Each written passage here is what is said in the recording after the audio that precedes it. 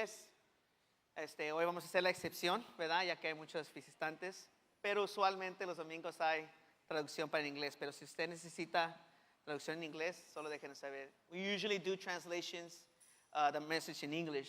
So if you need translation in English, you can get close to my brother David back there, and we'll help you out with that today. Amen. Amen. Muy bien. ¿Por qué no? Yo sé que mi hermano Honorio ya oró. ¿Por qué no inclina su rostro ahí y oramos? Amén.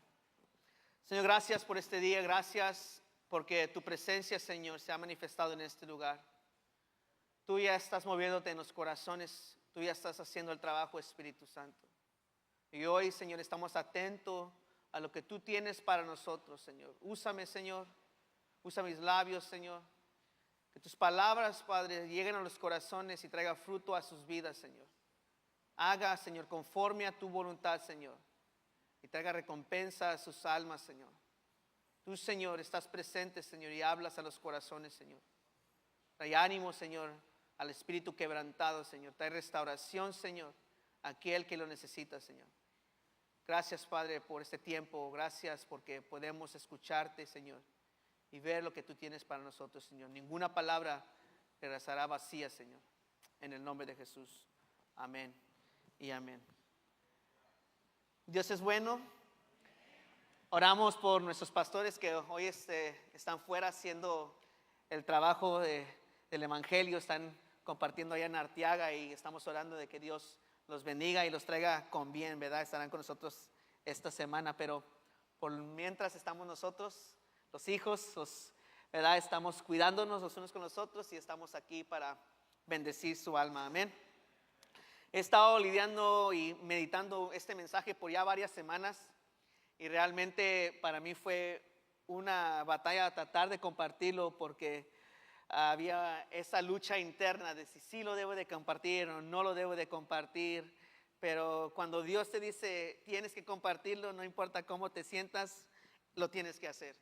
Entonces tengo un mensaje que he meditado y he indagado y creo que va a ser de bendición para ustedes. Amén. ¿Cuántos conocen a David? Hoy vamos a hablar de David, ¿sí? Yo sé que muchos aquí ya han conocido esa historia. Es una de las más conocidas, ¿verdad? Y David, todos escuchamos de él y hemos visto sus grandes victorias. Vemos sus conquistas, vemos sus momentos donde él llega y hace lo inesperado, hace al asombro, ¿verdad? Y muchos momentos en la historia de David nosotros nos queremos comparar, ¿verdad? ¿Cuántos han llegado al momento donde leen la historia? ¿Cuál es la más grande victoria de David? Todos la saben. ¿Cuál es? Cuando vence a Goliat, ¿verdad? Todos sabemos esa. Y todos nos metemos en ese momento donde decimos, yo quiero ser como David y vencer a Goliat, ¿verdad? Pero eso sería vacío si solamente hablo de sus victorias, hablo de sus conquistas, sin hablar de la realidad de sus fracasos, sin hablar de la realidad de los momentos difíciles que él atravesó.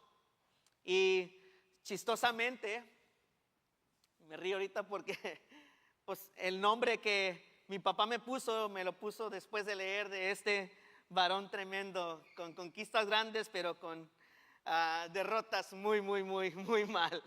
Entonces, leo su vida y muchas veces entro en comparación en cuanto a las conquistas, pero también a muchos de sus fracasos.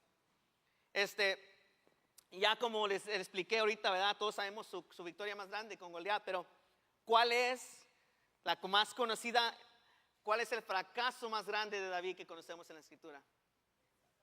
Ajá, ya los escuché ahí con Betsabé, cuando no mató a Goliat, cuando mató a Urias. Sí, resalta, sale y como que ay, no queremos llegar a esa porción, queremos quedarnos cuando David está haciendo lo grande, queremos llegar cuando David está haciendo las victorias, pero llegamos a este punto y como que ya no queremos seguir viendo, pero es necesario indagar en esto. Hoy le titulé el mensaje, la recompensa del fracaso. Yo sé que es un poco raro, ¿verdad? Porque usualmente pues escuchamos las consecuencias del fracaso, pero le titulé las recompensas del fracaso y vamos a estar viendo por qué. Ahí si quiere ir acompañándome, en el segundo libro de Samuel, capítulo 11. Si usted sabe la historia de David, va en ascenso desde que se introduce la vida de David y va conquistando, va ganando desde el primer libro de Samuel. Y cuando llegamos a este capítulo, todo se torna, todo se voltea, como decimos nosotros, se volteó la tortilla, ¿verdad? Ya vamos para abajo de la montaña rusa y llegamos al capítulo 11 y vamos a ver en las profundidades donde David va a llegar. Ahí en el versículo 1, lo van a estar poniendo en inglés ahí arriba, creo, si no, y lo ponen en español, pero ahí usted me puede seguir en su Biblia y lo voy a estar leyendo. En la primavera, cuando los reyes suelen salir a la guerra, perdón, y estoy leyendo de la Nueva Traducción Viviente, David envió a Joab y al ejército israelita para pelear contra los amonitas. Destruyeron al ejército amonita y sitiaron la ciudad de Raba. Sin embargo, y escuchen muy bien lo que dice aquí, David se quedó en Jerusalén. Dígalo conmigo, David se quedó en Jerusalén. Muy bien. Hablemos de estos fracasos y primero hablemos cuando nosotros fallamos, ¿sí? Cuando nosotros fallamos, y vamos a estar enfocándonos por el momento con David. Hasta este momento, David ya había conquistado los territorios alrededor de él, sus entornos. Ya había él hecho el esfuerzo para establecerse como un rey guerrero y todos lo reconocían como este rey, ¿sí? Entonces, él llega a este momento y como que se relaja un poquito y está en su palacio, ¿sí? Entonces, David estaba impuesto a ir a la guerra y siempre ganar. Él siempre ganaba. No hubo un momento donde él conocía, por decirlo así, la derrota. Si usted ve la escritura durante ese tiempo, usted ve de que David cada vez que iba a luchar o pelear con alguien, siempre iba y pedía a Dios, Dios, voy y peleo contra ellos y me los vas a dar a mano, los voy a conquistar. Y Dios le decía, ve. Y luego otra vez iba y le decía, Dios, voy y conquisto a ellos. Y le decía, no, aquí no, espérate. Entonces, él nunca experimentó una derrota en cuanto a ser guerrero. Entonces, hasta este momento vemos ahí y dice que David se quedó en el palacio, pero era un tiempo de guerra y mandó a Joab y mandó al ejército a ir a pelear la guerra en tiempo donde los reyes suelen salir a la guerra. ¿Sí? Eso es muy importante. Es demasiado importante porque aquí es donde estamos viendo a David poco a poco mirar qué está allá abajo. ¿Sí? Entonces, ¿qué es esto de que por qué David se quedó en el palacio? Y es porque él se acostumbró a siempre ganar. Él se acostumbró a siempre tener la victoria a mano. Nunca apreció saber qué es perder. Y por consecuencia se le presentó el fracaso. Cuando nos acostumbramos a solo pelear para ganar, no aprendes a perder para apreciar ganar. Yo sé que es un poquito raro eso, pero te lo explico. ¿Cuántos hemos trabajado duro en un trabajo, verdad? Y trabajamos arduo y nos esforzamos y vamos a este trabajo y para cuando ya lo sabemos pasa el tiempo, pasan los años y empezábamos desde cero, por decirlo así, y ahora estamos ganando un sueldo súper bien, estamos cómodos ahí, estamos ganando bien, todos nos conocen, saben que nos pueden contar con nosotros, pero después de repente por la nada o cualquier razón el trabajo termina, ¿sí? Termina el trabajo, ya no tienes ese sueldo, ya no tienes ese trabajo. ¿Qué es lo primero que vas a ir a hacer? Vas a ir a buscar otro trabajo, pero que te pague igual o te pague más, pero nunca menos. Ay, no se hagan, lo han hecho. ¿Sí? Vas y buscas otro trabajo. Nunca vas a ir. No, pues yo empiezo y de cero porque ya lo sé hacer. No, vas a ir a trabajar un trabajo. Yo ya sé hacer todo esto. Mira mi resume, mira lo que yo sé hacer. Posiciónenme aquí porque yo ya sé, ya me acostumbré a este sueldo. David ya se había acostumbrado a ganar. No sabía qué era perder, entonces no lo pudo apreciar. Entonces para él se le hizo simple quedarse en el palacio. Entonces él se quedó en el palacio Y él se acostumbró de que al cabo Joab y el ejército van a ganar. Yo los entrené a ganar. Ellos pueden estar allá mientras yo me relajo aquí, en mi casita, en mi palacio. Me disfruto mi pancito con mi café y me duermo hasta la noche y se despertó a medianoche y ahí es cuando vamos a ver un problema después. Pero eso es lo que pasa. Muchas veces al acostumbrarnos a ganar, perdemos el aprecio a saber qué es perder. Entonces, el fracaso de David no comenzó cuando se dejó llevar por la tentación. Ahí todos, David fracasó cuando miró a la mujer. No. Fracasó cuando se quedó en casa. Fracasó cuando no fue a la guerra. Fracasó cuando no fue a pelear. Fracasamos cuando no ponemos la prioridad de la costumbre de pelear solamente por pelear. David sabía pelear, eso era lo bueno de él. ¿Por qué no dejó esa buena costumbre en vez de agarrar la costumbre de solamente ganar? Tenía que él salir solamente a pelear. Muchas veces con esos reyes solamente salían y los demás hacían el trabajo, pero era importante que él estuviera presente allá afuera. Y muchas veces llegamos al momento de fracaso porque no peleamos, no luchamos, nos quedamos en nuestra comodidad, nos quedamos en nuestro palacio y no queremos bajar de ahí. Y es allí donde llega la tentación. Es ahí cuando abandonamos el asignamiento que Dios tiene para nosotros, y es allí donde el enemigo hace sus trabas. Es ahí donde el enemigo nos capta, nos pone en esa trampa. No se me asusten, ¿ok? Estamos lentos, pero precisos. Según el siguiente versículo 2 dice: una tarde, después del descanso de mediodía, ya ven, hasta qué punto David se quedó dormido, hasta mediodía. David se levantó de la cama y subió a caminar por la azotea del palacio, o el techo. Y mientras miraba hacia la ciudad, vio una mujer de belleza singular, o muy bella, dice ahí su escritura, que estaba bañándose. ¿Qué hace David? No fue a la guerra, se quedó en el palacio, y lo segundo que hace es de que sube a lo alto. ¿Sí? La tentación acechaba a David mientras él vagaba en el techo, en ese lugar alto, en ese lugar donde se sentía como el más que tenía todo. Dice ahí que miraba la ciudad, como ya había algo ahí que le llamamos nosotros el orgullo, que lo había llevado hasta este punto. No tengo que pelear, yo ya soy rey, aquí estoy, todo mi palacio, toda mi ciudad. ¿Qué es eso allá? ¿Quién se está bañando? Escucho como ¿qué le está pasando a David en este momento? El orgullo de él ya lo llevó hasta estas alturas.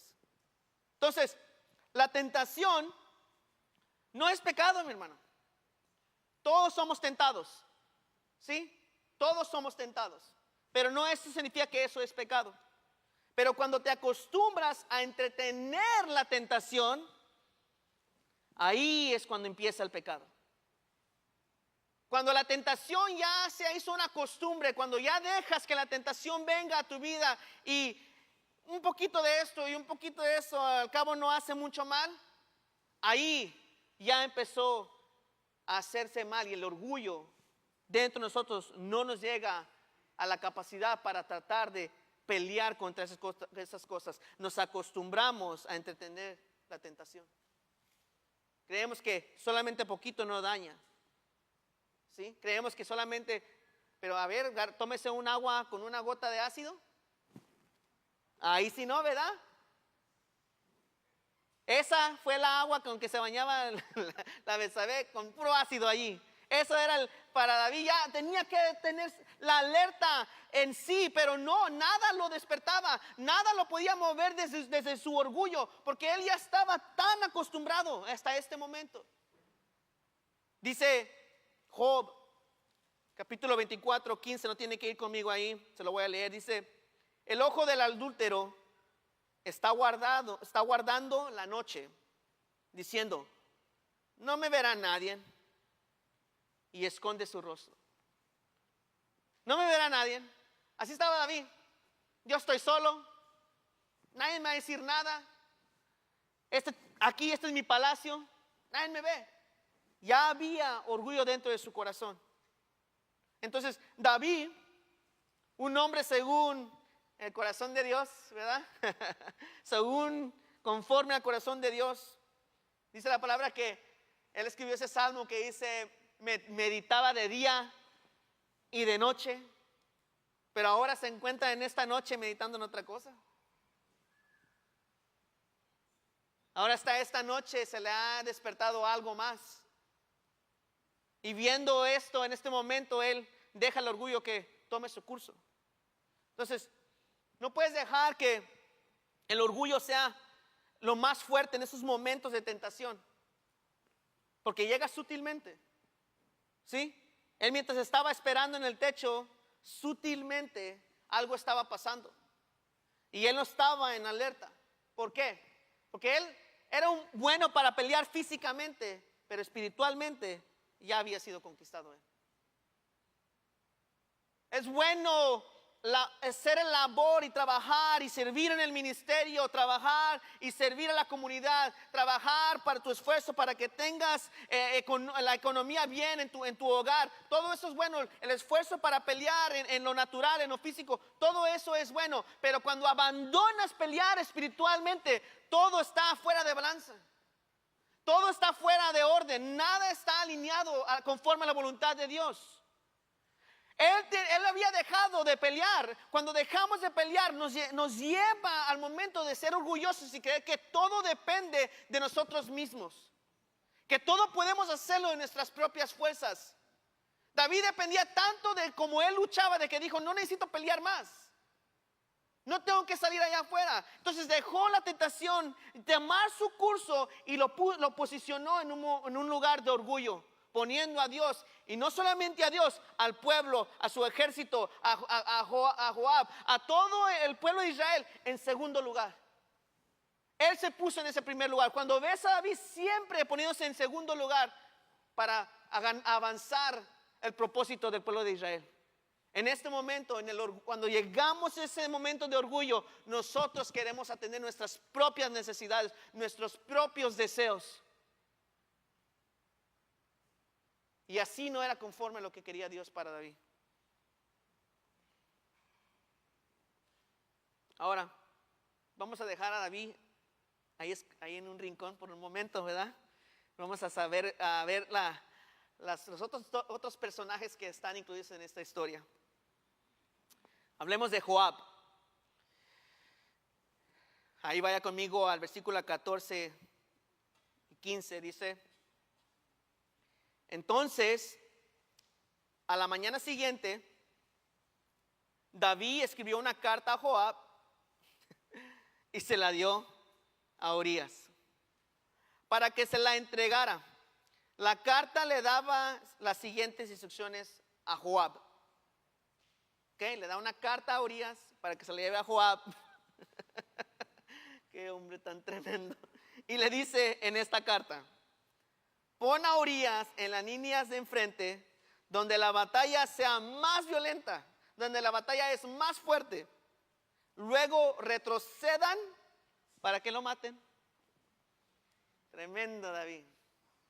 Sí, ese David que tumbó el gigante, ese David, sí, que conquistaba las guerras, ese mismo David tenía un plan diabólico, satánico.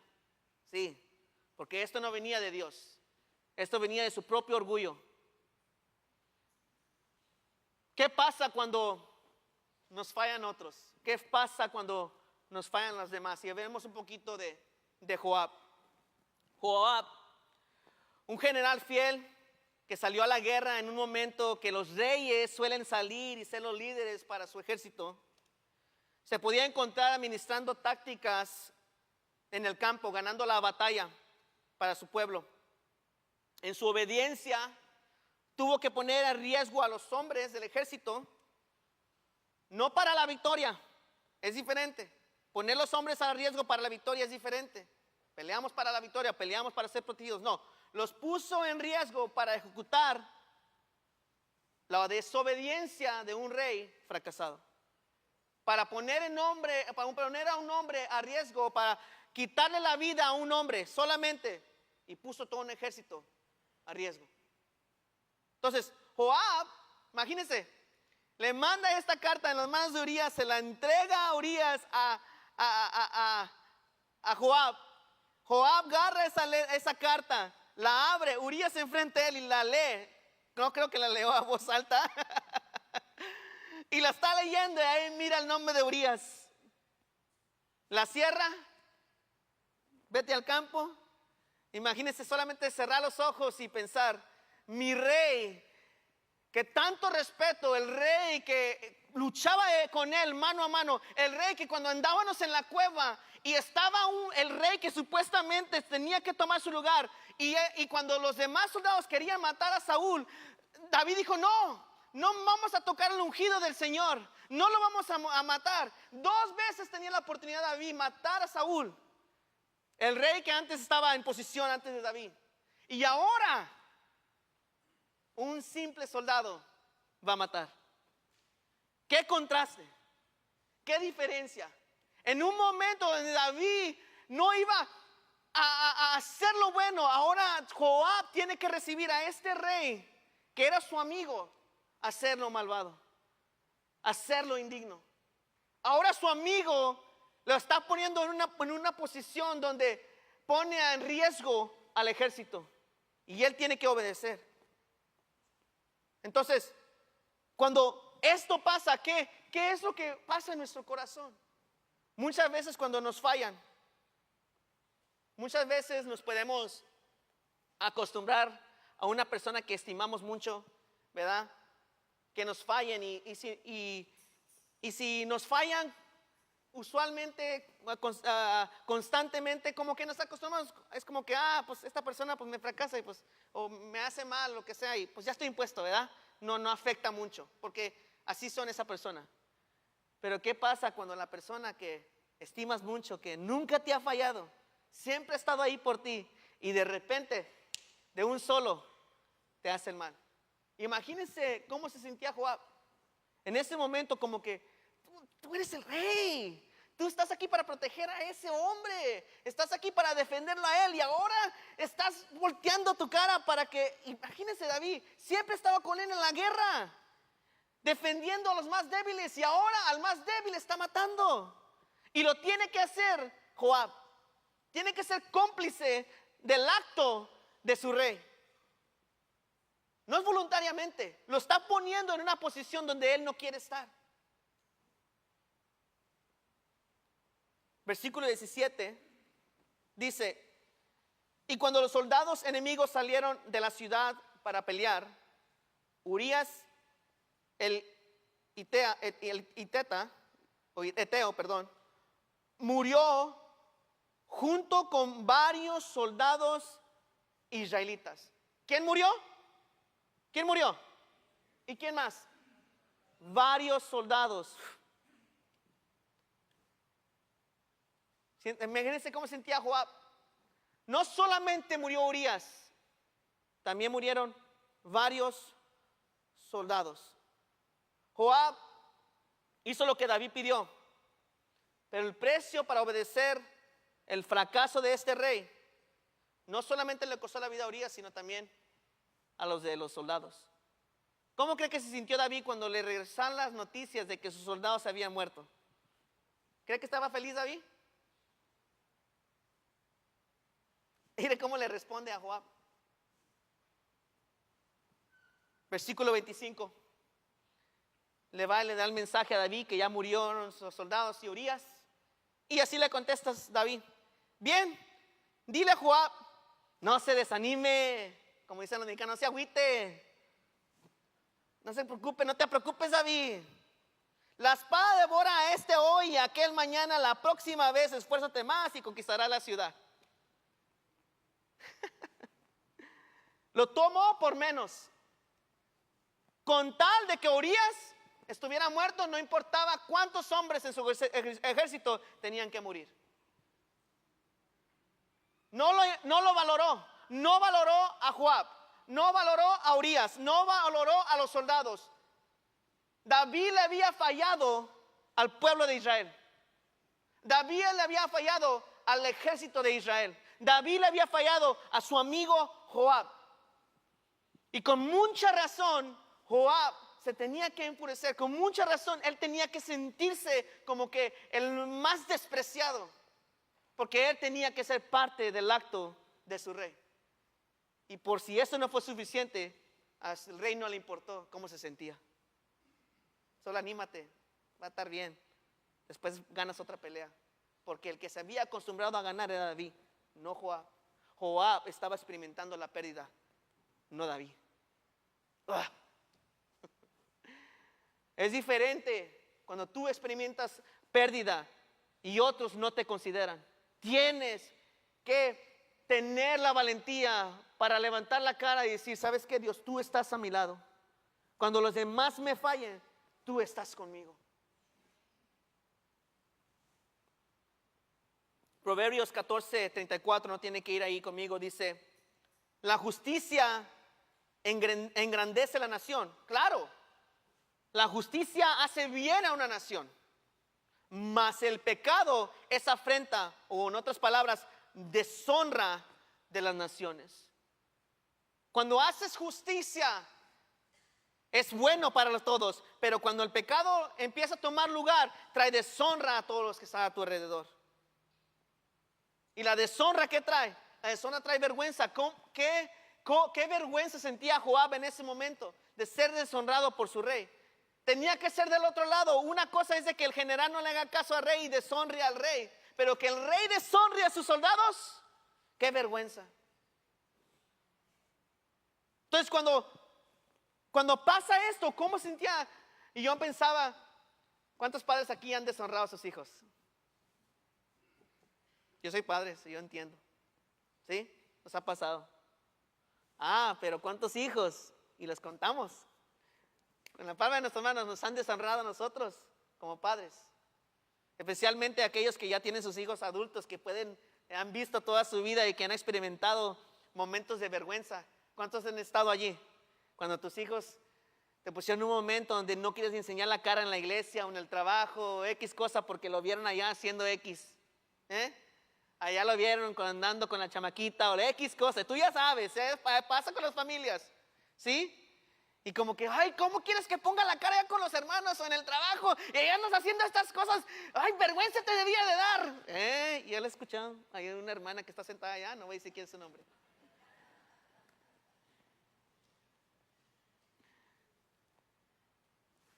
¿Cómo se sentía Joab en este momento de conflicto, este momento de vergüenza, este momento de deshonra? Yo me recuerdo una vez, yo desde muy joven yo aprendí a dibujar, mis hermanos me enseñaron a dibujar. Entonces se me hacía muy fácil, me acostumbré a dibujar muy bien. Para el tiempo del high school, me metí en una clase de arte nada más para gastar el tiempo, porque pues no era muy bueno yo en la escuela. En las otras clases no era muy bueno para nada, matemática, ciencia, lectura, nada, ¿ok? Pero el arte, ahí me quedaban cortos todos los demás. Y un día la maestra del arte me agarró mis proyectos y hicieron una competencia en la escuela, y de todos los muchachos en la escuela nadie ganó, solamente yo. Y me fui y prácticamente se fue al estado.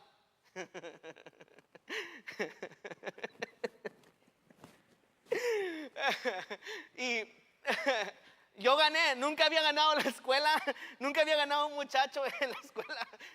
Y como gané, la maestra estaba bien feliz.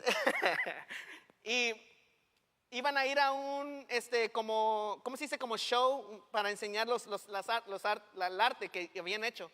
Pues el mío había llegado hasta allá y era un sábado y yo tenía que llegar a la escuela temprano. Pues mi papá se levantó tarde, había trabajado bien duro el primer día, y pues yo también me levanté tarde, para que les eche mentiras. Llegamos y papá, vámonos, me voy a llegar tarde. Pues nos fuimos volando y vivía en Tomba y la escuela que iba era en Aldi. Y no llegamos a tiempo, ya se habían ido todos. Llegamos ahí y nada más dije, híjole, ya no llegué a tiempo. Pues ¿qué pasa? Cuando llego el lunes a la escuela, la maestra estaba muy triste, muy decepcionada porque no llegué. Y a mí se me hizo de poco, ¿verdad? Y al darse cuenta de que yo vivía en otro lugar, me mandaron a la principal's office. Y la principal de la escuela, la directora de la escuela, me dijo, ¿por qué llegaste tarde? Le digo, es que vivo bien lejos. Bueno, te voy a dar una chance, pero ya no puedo estar llegando tarde. Y yo me fui decepcionado porque pues yo no tengo la culpa, fue mi papá que me hizo que llegara tarde. Me puso en vergüenza, me deshonró. Y muchas veces pasa así, ¿eh? Eso suena algo más simple para que se rían porque yo los miraba muy serios. Suficiente deshonra tenemos en nuestras propias casas para andar publicando la vergüenza allá con los demás. Es suficiente con lo que tú pasas en tu casa no necesitas a nadie más involucrado en tus situaciones. Pero muchas veces así pasa. Muchas veces hasta aún se sale de tu propia casa y los demás se dan cuenta. El fracaso trae consigo la deshonra y la deshonra trae la vergüenza y la vergüenza trae la maldición. Pero Isaías 61:7 dice, en lugar de vergüenza recibirán doble herencia. En lugar de deshonra se alegrarán de lo que le reciben, porque sus tierras recibirán doble honra y gozarán de perpetua alegría. Si te has sentido avergonzado, si te has sentido deshonrado, yo te quiero decir algo. Recibe el doble honor del Señor. Recibe el doble honor del Señor.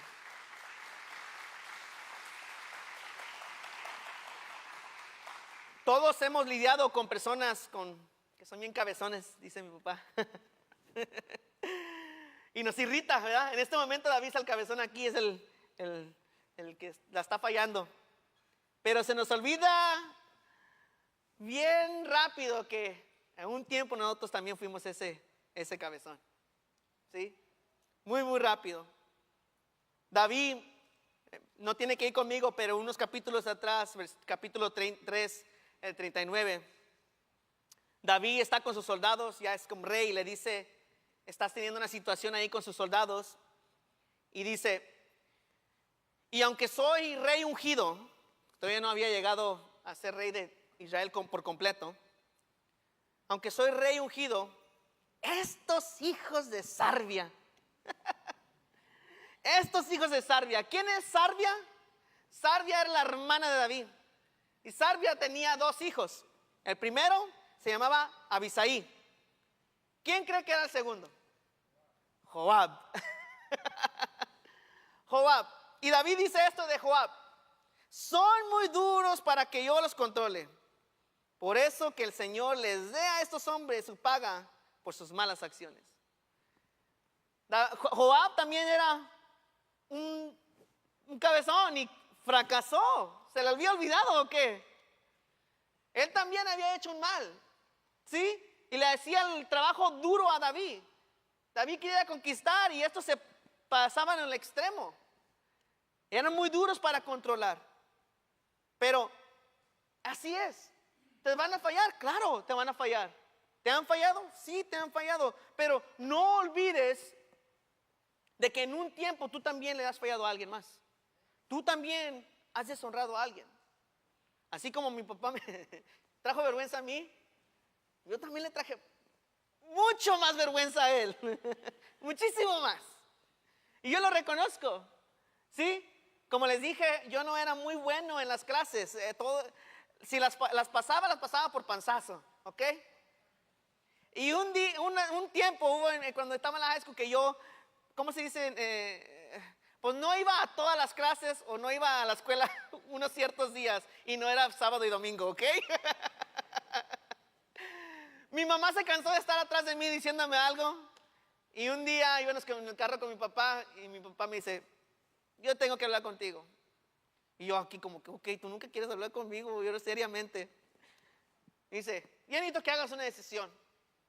Ok, le dice, o vas a la escuela y estudias, o te sales porque ni quieres estar dentro de la escuela y te vas a trabajar. ¿Qué quieres hacer? Y yo en el carro así como que, oh my God, y vamos para la escuela. Um, y luego lo miro a él y pues yo sé que él trabajaba bien duro y dije, no, pues voy a la escuela, pa. Pasé por chiripa, así como dice, pasé por milagro, ¿ok? Y nada más porque, por la gracia de Dios, ¿sí? Y- pero ahora que ya que sí, de los que hicieron fueron testigos, ¿verdad? La semana pasada, me gradué del estudio bíblico y mi papá no pudo estar ahí. Why am I talking about this? Ay, no. Mi papá se enfermó y me deshonró yéndose al hospital. Entonces, yo nomás quería que fuera mi papá, para que viera de que, mire, me apliqué en la escuela, por lo menos a la Biblia, y estudié bien duro. Y entonces lo que hice yo es de que agarré mi diploma y lo puse en un cuadro y el día de su cumpleaños se lo regalé. Y le dije, bueno, no le dije nada, pero yo sentí que estaba reemplazando la vergüenza y la deshonra y lo estaba honrando de esta manera. Hubo un tiempo en el que tú deshonraste a alguien. Hubo un tiempo en que tú fuiste la vergüenza de alguien. Y sí, quizás sea la deshonra, la vergüenza ahora de tú de alguien más. Pero recuerda, todos estamos lejos de la gloria del Señor. Y necesitamos redención cada uno de nosotros. Necesitamos reconciliación con Él y luego con los hombres. No es excusa de que te sigan fallando. No estoy diciendo que te sigan haciendo mal o que tú sigas haciendo mal y lo lleves así y lo dejes así a lo ligero. Pero no dejes que las fallas de los demás te perjudiquen o te quiten de tener la lealtad con Dios y los hombres. Crece y aprende a amar la lealtad. Si algo grande, yo lo he dicho muchas veces acerca del Centro de Alabanza, es de que aquí hay lealtad. Aquí hay gente de que ama a Dios y ama al cuerpo de Cristo y somos leales a pesar de lo que sea. Pero no dejes que las situaciones difíciles de la vergüenza y la deshonra te quiten ese sentir. Vayamos al siguiente personaje. Urías. En toda la historia de David, Urías es el héroe. Number one. No, si David le cayó corto a alguien, fue a este hombre. Me hubieras puesto de Urías, pa.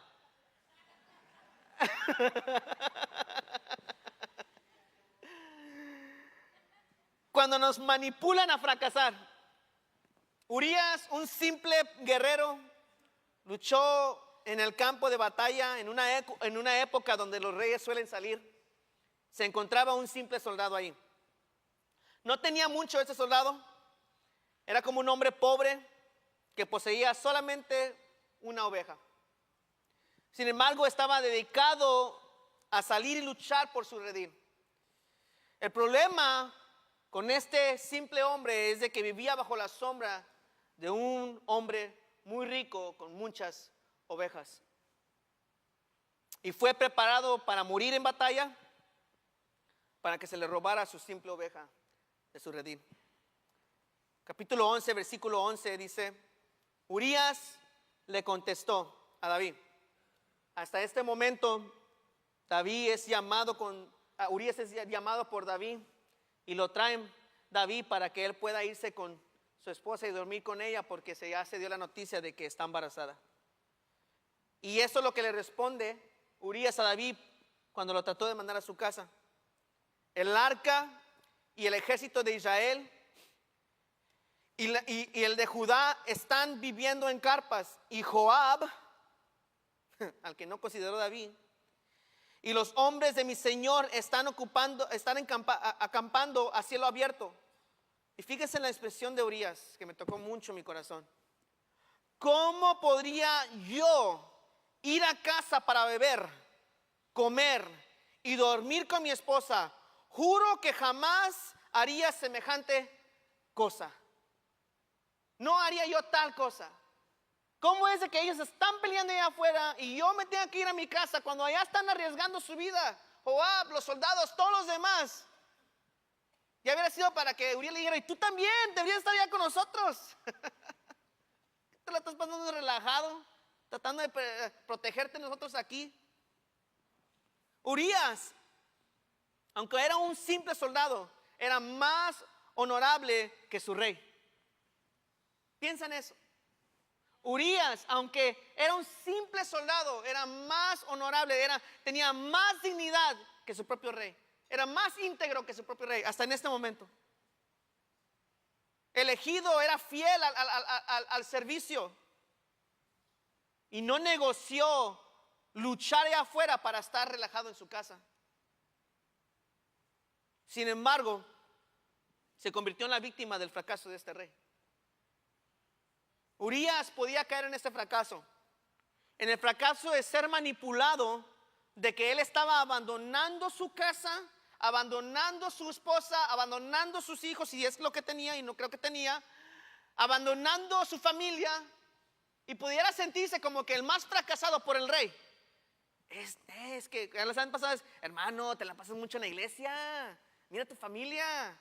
Hermano, ¿a poco todavía vas a ir a la iglesia el domingo? Y el miércoles, y el viernes. Y van a hacer estudio en el Zoom los martes. Hermano, es mucha iglesia, ¿no cree? Es mucho servicio. Te la vas a pasar estudiando esa Biblia, hermano. Pero no vas a ir allá al Disney, no vas a ir allá a la película, no vas a ir allá a hacerlo con tu familia, hermano. Ve y disfruta tu familia. Y ese como pensamiento de que estás fallándole a tu familia porque estás sirviéndole a Dios, es el enemigo que te quiere poner en un momento de que tú seas un fracasado para tu familia. I'm stepping on some toes.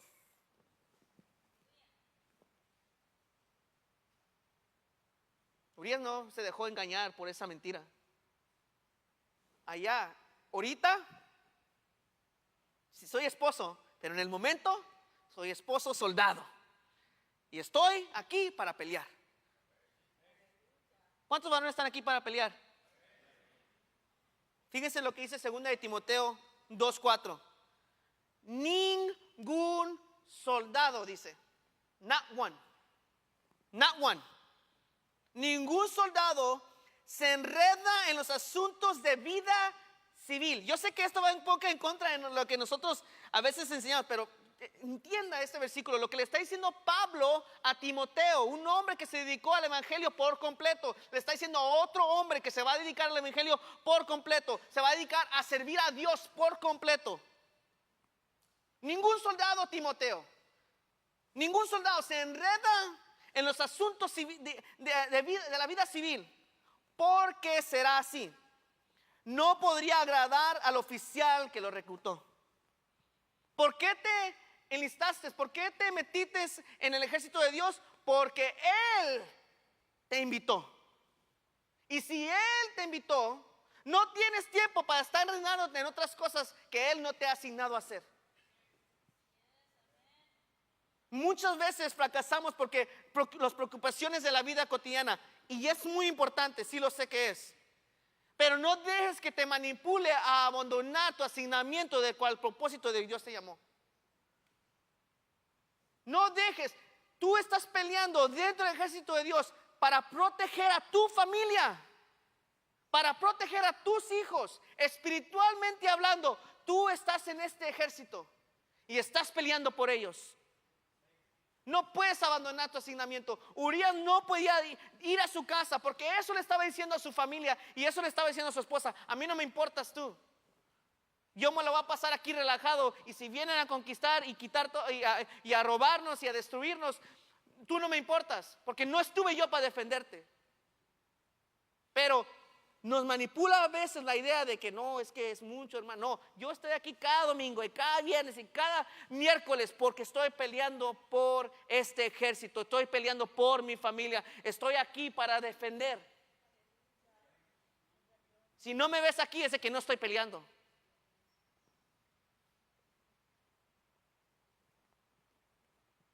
Ahora, no me malentiendas, tu esposa y tus hijos son muy importantes.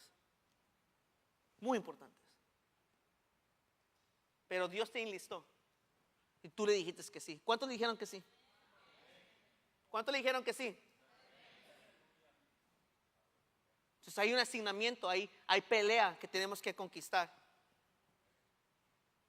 Tú te has dedicado a servir a Dios y el enemigo es muy bueno para echarte mentiras de que tu familia no te importa.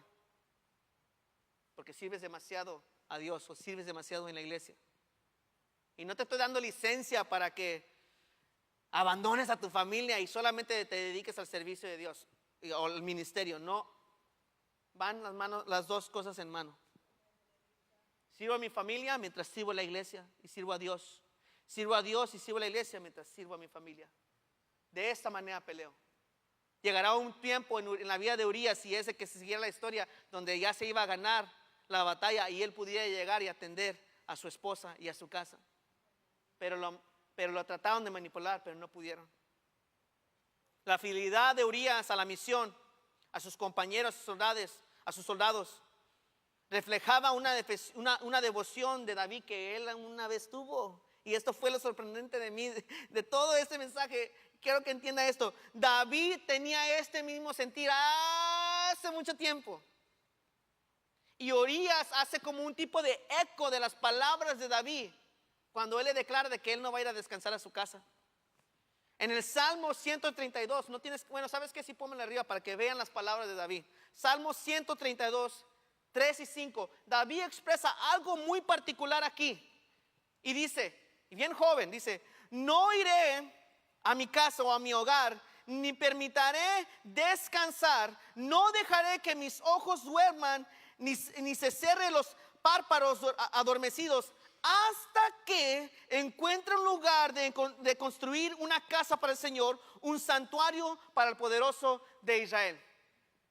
Es lo mismo que dijo Urías: no voy a entrar a mi casa a descansar, no me voy a ir a mi casa a dormir y a estar con mi esposa hasta que la pelea se acabe, hasta que ganemos la pelea.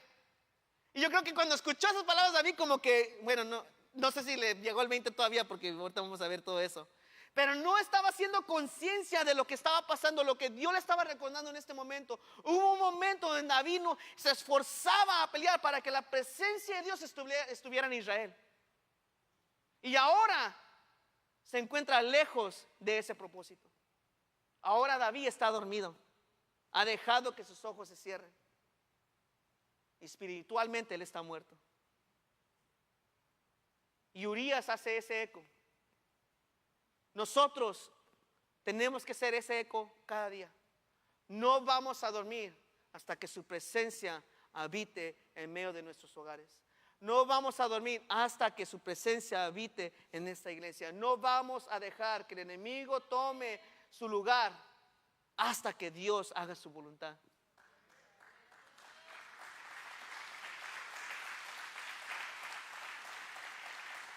Urías era un hombre de convicciones, dispuesto a negarse a sí mismo, aún hasta perder su vida. No permitas que el fracaso te manipule la manera de que tú sirves al Señor. Deja que la devoción de amar su casa, de amarlo a Él, primeramente, te dé la valentía de enfrentarte a momentos de ser manipulado para fracasar. Vayamos al siguiente, y esto lo voy a tratar de hacer lo más corto posible porque no lo voy a tratar de ser corto. Betsabé, una mujer simple en tiempo de guerra, cuando se suponía que los reyes salían al campo a pelear, se encuentra su esposo allá peleando por ella, peleando por su redil. Ella era como una oveja hermosa y por consecuencia presa fácil de un hombre hambriento, rico, con muchas ovejas, listo para robar la única oveja de este redil. Y muchas veces nosotros como que resaltamos este pecado, ¿verdad? Porque sí se trata de David, y a veces se nos pasa por alto a Betsabé. Y con razón, ¿verdad? Porque pues ella fue víctima en sí de este malvado rey. Él la manipuló. Pero ella también tiene una responsabilidad hasta cierto punto, porque vemos que David no la violó. Ella cedió y se permitió a compartir en este pecado, convirtiéndola en un fracaso matrimonial. Tú puedes fallarle a tus hijos, puedes fallarle a tus padres, puedes fallarle hasta a la iglesia, puedes fallarle a tu trabajo. Pero cuando lo fallas en tu matrimonio, las consecuencias son generacionales. Cuando hay una ruptura dentro del matrimonio, eso hace eco en las generaciones. ¿Por qué digo esto? ¿Qué fue la consecuencia que David recibió aquí? ¿Qué fue la consecuencia? Suena muy triste. ¿Qué perdió David? ¿Qué perdió Betsabé? Un hijo. No nos gusta leer esa parte y somos confrontados porque Dios lo deja ahí intacto para recordarnos a nosotros. Cuando cedemos en el matrimonio a dejar lugar al pecado, hay consecuencias muy severas. Duran generaciones, hace efecto en las generaciones. Ellos perdieron a su hijo. Perdemos mucho cuando permitimos que el pecado entre dentro del matrimonio. Y las generaciones son afectadas por eso. Cuando te acostumbras a fallar en lo poquito y aquí y al cabo no se dio cuenta o no le tengo que decir y ¿para qué? No hay que reportarme porque me dicen mandilón, perdón por la palabra. Cuando no tengo que, ¿verdad?, estar atrás de que ¿por qué me he visto así? ¿O por qué, con quién ando? Cuando de poquito a poquito. Ella sí fue víctima. Ella no tuvo, muchas, pues ¿para qué se bañaban desnuda? Pues ¿cómo quieres que se bañe? Ella no tenía la culpa. Pero sí ella tenía la culpa a ceder el momento y no negarse. Y es triste, sí es triste. Porque lo miramos y pasa. Pero tenemos que pensar en las siguientes generaciones también. Betsabé no midió los resultados y lo impactante que iba a ser este pecado, que iba a ser este fracaso. Pero muchas veces nosotros tampoco. Muchas veces cedemos al momento de satisfacer nuestros deseos y no estamos viendo qué consecuencias vamos a tener. La puerta para el fracaso matrimonial es fácil de abrir. Fácil. ¿Tú quieres fallar en tu matrimonio? Esa puerta tiene tu nombre ahí y el diablo está listo para abrírtela. Es fácil para abrir, pero trata de cerrarla. Cuando ya la abres, para cerrar esa puerta es lo más difícil que un matrimonio puede experimentar. Me sorprende que en la vida cotidiana, por decirlo así, hoy en día vemos muchos hombres que fracasan en su matrimonio. Son los más habituales, por decir, en fracasar. Pero me llamó la atención de que si usted, ¿verdad?, los que conocen las escrituras, hablan de un adulterio, hablan acerca, o les menciono, enséñame un momento de un fracaso matrimonial, todos van a hablar del momento de David con Betsabé. Y me sorprende de que fue ella la que falló. Fue ella la que hizo el mal. Ahora, todos podemos caer, sea hombre, sea mujer. Varón, bájate de tu techo. Bájate del orgullo. Vete a pelear. No te quedes en el palacio. Lucha. Mujer, no seas presa fácil. Lucha. Cuida tu hogar. Ama a tu esposo. Varón, ama a tu esposa. Dice Proverbios 5:18. Se lo voy a leer a mi wife que está ahí arriba. Sea bendito, me dice el Señor a mí, tu manantial. Y alégrate con la mujer de tu juventud. ¿Cuántos esposos aquí tienen una esposa jovencita? Amén, amén, amén. Digan amén. No la van a regañar en la casa. ¿Quieres?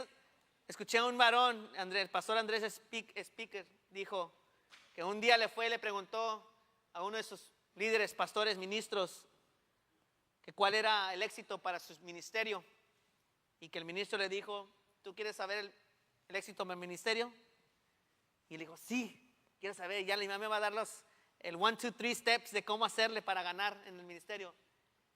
Y que el ministro le dijo, ama a tu esposa. Yo te quiero decir a ti, varón, ¿quieres tener éxito en lo que sea? Ama a tu esposa. Mujer, ¿quieres tener éxito? Ama a tu esposo. Y sométete, como dijo Pablo. I love you, babe. Por último, Natán. Vamos a ir un poquito atrás de la historia con Natán, porque Natán sale 2 veces, particularmente en la vida de David. Hablemos de cuando fallamos a Dios. ¿Sí? En el capítulo 7, versículo 5, en ese capítulo 7, David se encuentra en un momento donde se acuerdan que él tenía el deseo de crearle una casa al Señor y que no iba a descansar hasta que eso pasara. Bueno, finalmente él expresa eso a Dios. Y Dios y David tienen una conversación a través del profeta Natán. Y dice el versículo 5, ve y dile a mi siervo David, esto declara el Señor, ¿acaso eres tú el que me debe construir una casa en la que yo viva? Prácticamente Dios estaba sorprendido. Claro, no se sorprende por nada, pero de esa manera se expresa, decir, oh, wow, tú me quieres construir una casa. Yo he estado en las carpas y en el tabernáculo y ahora tú me quieres construir una casa. Wow, gracias, David. Antes de que Natán tenía la difícil tarea de confrontar a David, primero confió en cumplir, y se le confió en cumplir unas palabras del cuanto el pacto de David con Dios, porque él deseaba construirle una casa al Señor. Pero Dios en regreso le dice en el versículo 16, Dios le dice a David, tu casa y tu reino continuarán para siempre delante de mí, y tu trono estará seguro para siempre. Por David tener el deseo tanto de construirle una casa al Señor, el Señor dice, no, ¿sabes qué? No te preocupes, David, yo estoy bien. No necesito una casa. Pero me da gusto tu anhelo. Pero ¿sabes lo que voy a hacer? Porque tú quisiste construir una casa, yo te voy a construir una casa. Y tu casa va a permanecer para siempre. Está tremendo. Sin embargo, el profeta Natán, que declaró esta misma promesa, más tarde tendría que declarar una palabra de castigo o una palabra de confrontación. Imagínense Natán, estando en ese momento donde Dios y David están teniendo compañerismo y está haciendo algo grande Dios, porque está declarando Dios que va a hacer algo para siempre. Ahora Natán tiene que darle una noticia muy severa a David. Cuando cuando Natán, Dios lo envía con David, David después de hacer este acto de tomar a Betsabé, dormirse con ella y que ella se embarazó y de que envió a Urias a la guerra para que lo mataran, Natán se presenta enfrente de David y le da una parábola de todo lo que a ustedes les expliqué hace un tiempo del rico hombre que tenía muchas ovejas y un hombre pobre que solamente tenía una. Y este hombre rico, avaro, por decirlo así, tomó la oveja de ese simple pobre. Y David escucha esta parábola, esta palabra que viene directamente de Dios, y se enfurece. Y dice, vamos a encontrar a este hombre, le vamos a dar chicharrón ahorita mismo.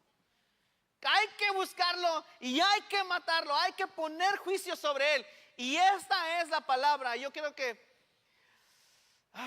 es muy dura estas palabras, pero en el capítulo 12, versículo 7, Natán le responde de esta manera: tú eres ese hombre.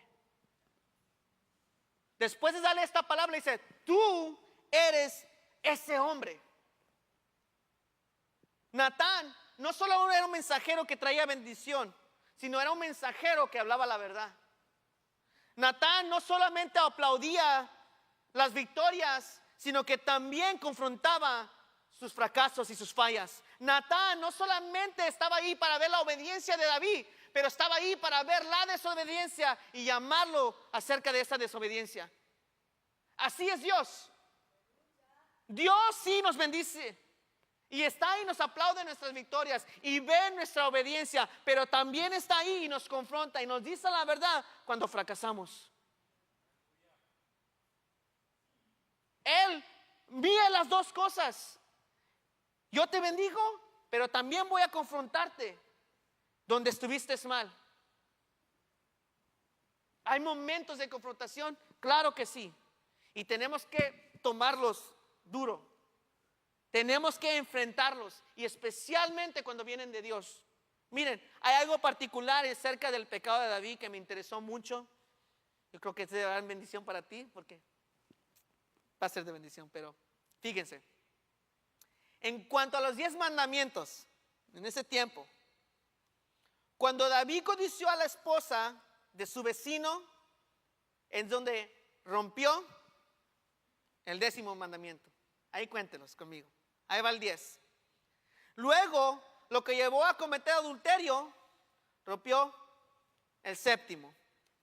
Luego, robó a la esposa de su vecino, según la parábola de Natán, rompiendo el 8º. Cometió un asesinato, rompiendo el 6º. Al dar falso testimonio contra su hermano, rompió el 9º mandamiento. Todo esto trajo deshonra a sus padres, a su madre, y por lo tanto rompió el 5º mandamiento. De esta manera, David rompió los 10 mandamientos en cuanto a amar a su prójimo, del 5 al 10.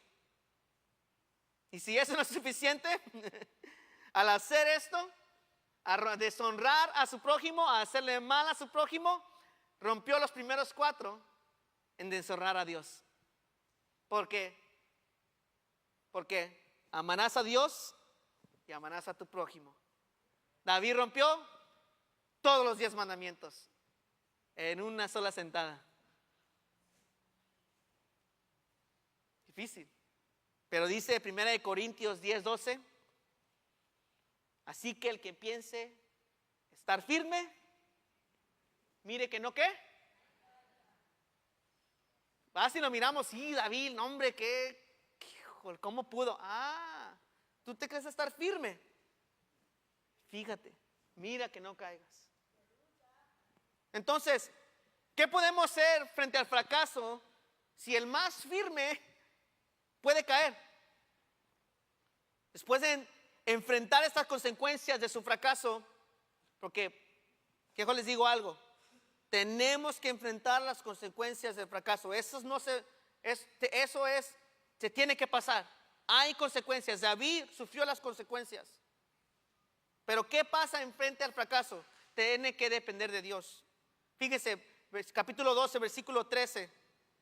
Entonces David confesó a Natán: he pecado contra el Señor. Y Natán le respondió: sí, pero el Señor te ha perdonado y no morirás por este pecado. ¿Qué es lo que hace David? David realiza y en ese momento dice: yo he pecado contra el Señor. Esa es la manera que tenemos que responder. Reconocer nuestros errores, reconocer nuestras fallas y darnos cuenta de que no solamente pecamos con nuestro prójimo, sino que primordialmente pecamos contra Dios. Y con Él necesitamos enfrentarnos en este fracaso y hallar seguridad en Él.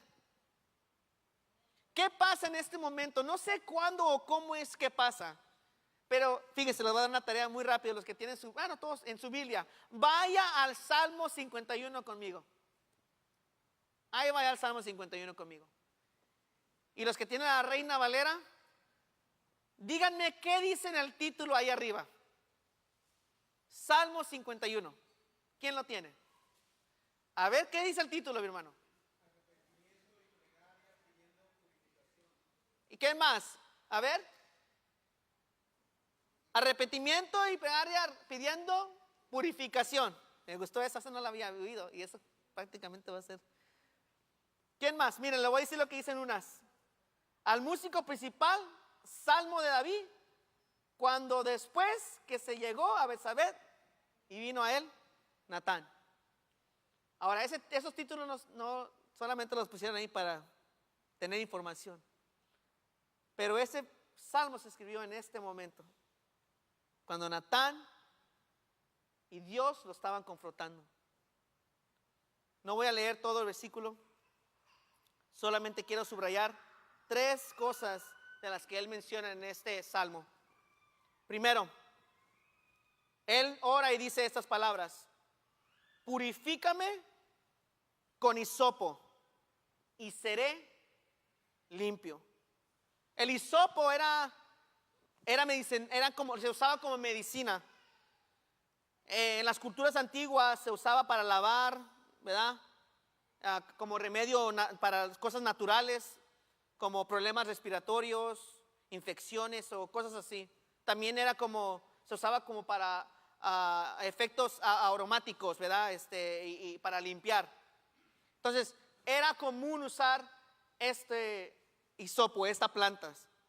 Pero en Levíticos, no tiene que ir conmigo, en 14 y Números 19 describe de que el hisopo se usaba en los rituales de purificación, lo que leyó mi hermano ahorita.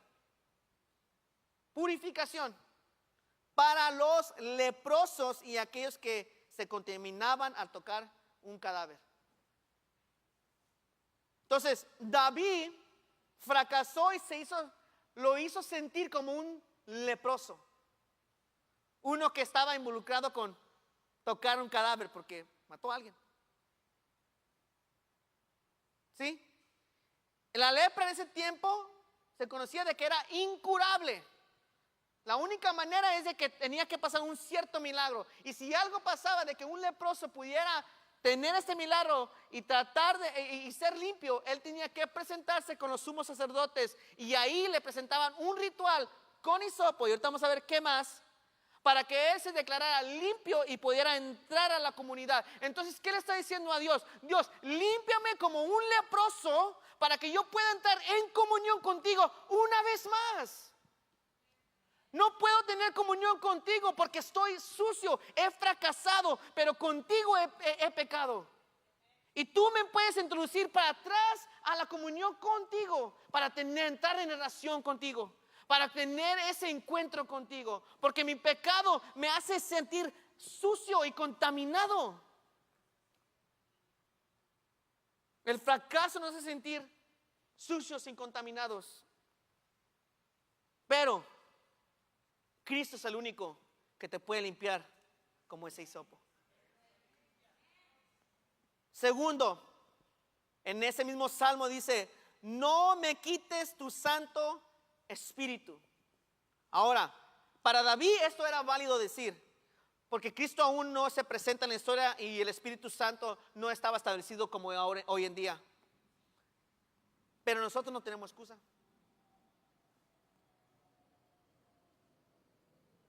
Yo sé que cuando le fallamos a Dios nos hace sentir como que estamos muy lejos de Él. Yo me acuerdo la primera vez cuando yo le di mi vida a Cristo, y la primera vez que me recuerdo de que yo pequé y así duro, sentí como que ya Dios no estaba conmigo y dije: ya es todo, me voy a ir al infierno. Ya pequé, no hay redención conmigo. Pero el Espíritu Santo mora en nosotros. Dijo Jesús: les dejaré otro consolador. Significa, yo soy consolador, me voy, pero dejo otro consolador. Y este consolador les recordará todo lo que yo he dicho. Él les recordará quién soy yo. Entonces tú no te tienes que sentir de que yo estoy lejos de ti, porque yo estaré contigo hasta el fin del mundo, hasta el fin de los tiempos. El Espíritu Santo está contigo. No te tienes que sentir de que el Espíritu se ha ido lejos de ti. En tus momentos más difíciles, Él está contigo. Por último, Él dice: porque no quieres sacrificio, no quieres holocausto. La expresión de David también aquí es válida. Él rompió Los 10 mandamientos, mis hermanos. Entonces, ¿qué significa? Él no tenía ningún sacrificio que podía presentar delante del Señor para redimir sus pecados. Entonces, la única opción que tiene David ahorita es poner su vida en las manos de Dios, porque no le podía presentar ningún sacrificio. Nosotros, al contrario, con un sacrificio, una vez y para siempre. Una vez y para siempre. En tus fallas, una vez y para siempre.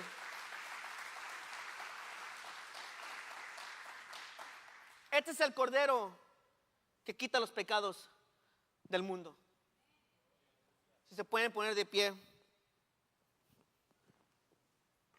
Quiero terminar con esto.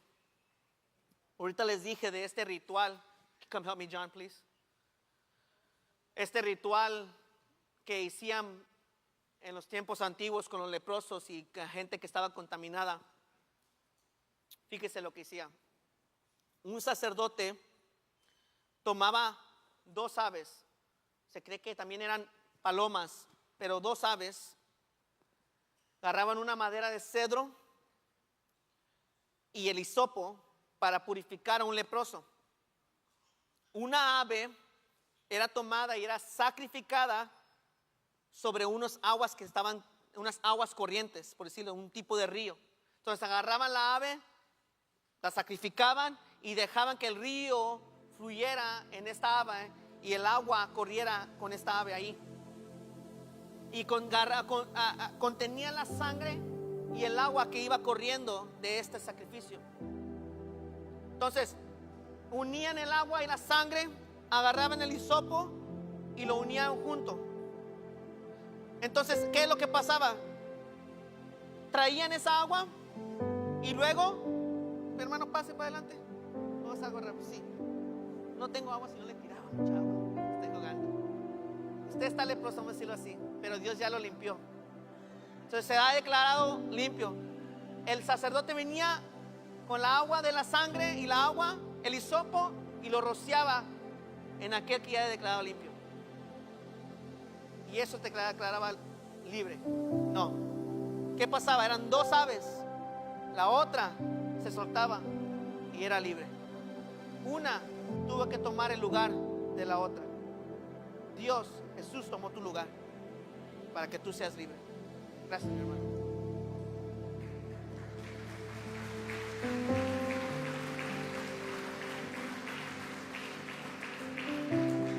El fracaso no dicta nuestra libertad. Cristo es el que dicta nuestra libertad. Yo no sé si tú has fallado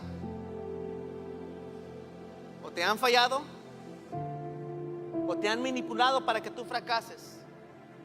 Y por último, quizás le has fallado a Dios. Y en esta aquí estamos todos.